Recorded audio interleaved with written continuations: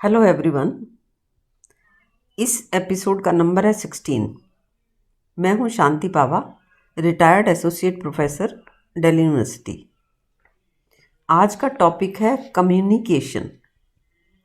Communication यानी संवाद, जिसका अर्थ है समवाद। इस संवाद शब्द में स्पष्टता से बराबरी का भाव है, यानी दोनों ही बराबरी के भाव से एक दूसरे की बात सुने और बोलें।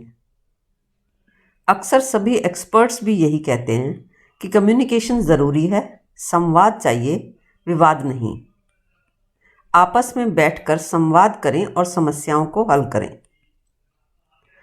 दरअसल सभी तो संवाद करना चाहते हैं, सभी अपनी बात कम्युनिकेट करना चाहते हैं, लेकिन चाहने के बावजूद कम्युनिकेट हो नहीं पाता।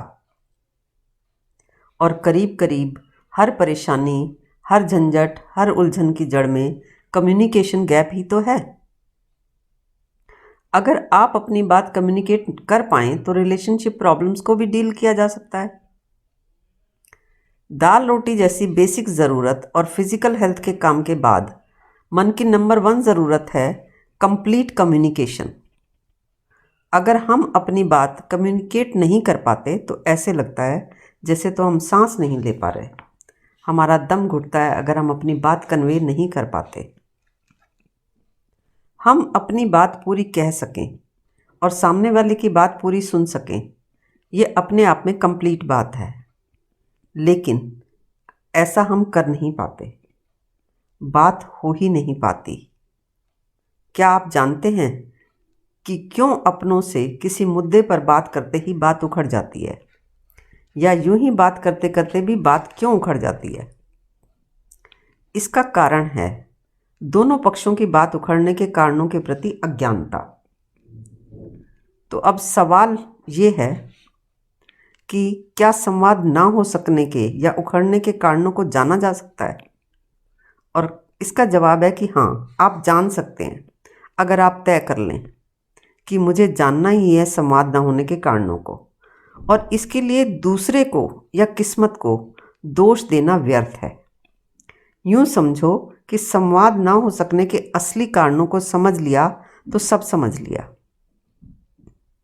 असल में कोई कम्युनिकेशन होता ही नहीं है, कोई किसी को अपनी बात कम्युनिकेट कर ही नहीं पाता। तुम्हें ये बात अजीब लग सकती है, तुम्हें लग सकता है कि बातें तो होती ही हैं, हम करते तो हैं बातें अपने दोस्तों से, बच्चों से, पेरेंट्स से, सिबलिंग से। इसे ऐसे समझो कि अगर 2 लोग मिलते हैं तो 3 तरह की बातें होती हैं।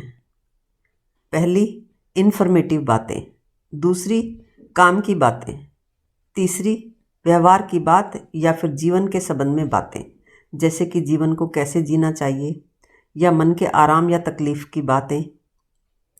पहली कैटेगरी में आती हैं वो बातें जैसे तुम कितने बजे आए, तुम कल कहाँ गए थे, तुम आज क्या कर रहे हो, या फिर कोई दोस्त या रिश्तेदार काफ़ी वक्त बाद मिला हो तो तुम पूछते हो क्या जॉब कर रहे हो या बिज़नेस कौन सा कर रहे हो, कहाँ रह रहे हो, घर कितना बड़ा है, बच्चे कितने हैं, क्या कर रहे हैं बच्चे, या फिर इसी तरह की और भी बातें हो सकती हैं।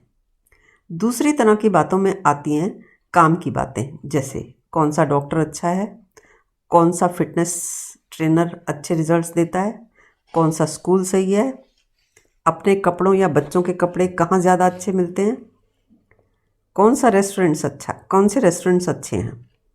ये उपयोगी बातें हैं, काम की बातें हैं। कोई घर का सामान खरीदना है तो एक दूसरे से पूछा जा सकता है कि कहाँ से खरीदना सही है। ये बातें आराम से किसी से भी हो जाती हैं और एक दूसरे का फ़ायदा भी लिया जा सकता है। अब आते हैं तीसरी तरह की बातों पर, जो कि व्यवहार की बातें हैं। इसमें अगर तुम कहो कि आजकल बच्चे ऐसे हैं, या तुम कहो कि जीवन में हमें ये तो करना चाहिए और ये नहीं करना चाहिए, या पॉजिटिव थिंकिंग करनी चाहिए, या ना बोलना भी आना चाहिए, वगैरह वगैरह, या फिर तुम कहो मैं तो ध्यान करती हूँ तो स्ट्रेस फ्री हो जाती, या फिर कोई कहे कि मैं तो जब प्रार्थना करता हूँ तो स्ट्रेस फ्री होता हूँ, या चैंटिंग करता हूँ तो स्ट्रेस फ्री हो जाता हूँ।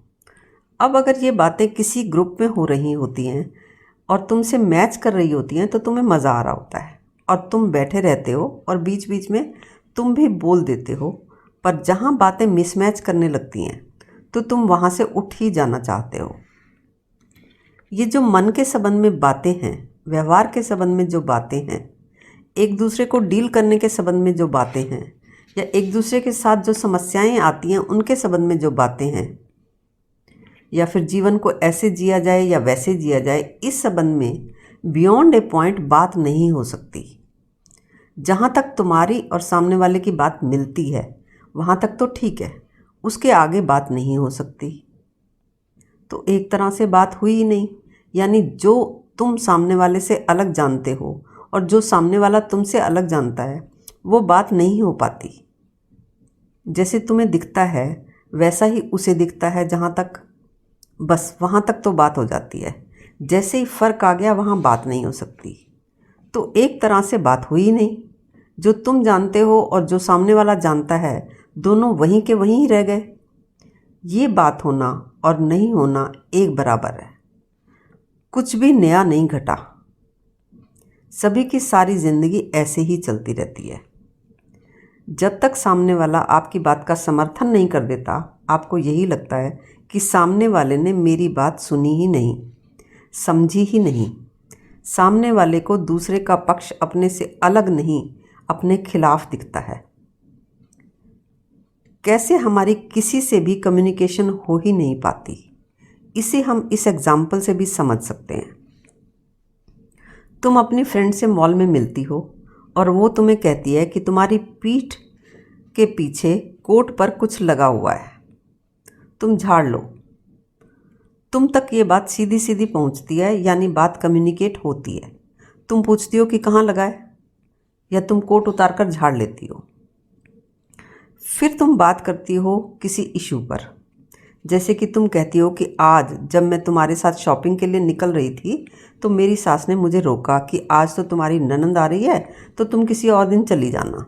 तो मैंने उनसे कहा कि देखो, मेरा तो प्रोग्राम पहले से बना था, आप उनको कहो कि किसी और दिन आ जाएं। मेरा इतना कहना था कि वो भड़क गई और मुझे ही उपदेश देने लगी। तो मैंने भी 2 की 4 सुनाई। अब तुम्हारी फ्रेंड कहती है कि क्या फ़र्क पड़ता था यार, अगर तुम ही मान जाती उनकी बात, हम कल भी तो आ सकते थे। और तुम कहती हो कि तुम्हारी ये बात ना, तुम्हारी ये अप्रोच बेकार है, बेसलेस है, तुम नहीं जानती जितने दबो लोग उतना दबाते हैं। बस अब यहाँ तुम्हारी लड़ाई हो जाती है। वो कहती है दिमाग तेरा ख़राब है, तू पागल है, तू समझ ही नहीं रही। फिर तुम कहोगी तू अपनी नसीहत अपने पास रख, तू जानती नहीं है मेरे आसपास के लोगों को, सब के सब एक से एक नमूने हैं, और ये जो तेरी बात है ना ये नॉर्मल लोगों पर लागू होती है। फिर वो कहते चल छोड़ यार, कोई और बात करते हैं। अब तुम्हारी फ्रेंड की ये बात सीधी सीधी नहीं पहुंचती तुम तक। क्यों? जबकि कोट के पीछे कुछ लगने वाली बात तो सीधी कम्युनिकेट हो गई थी। अब ये बात तुम तक क्यों नहीं पहुंची, इसके बारे में हम बात करेंगे अगले एपिसोड में।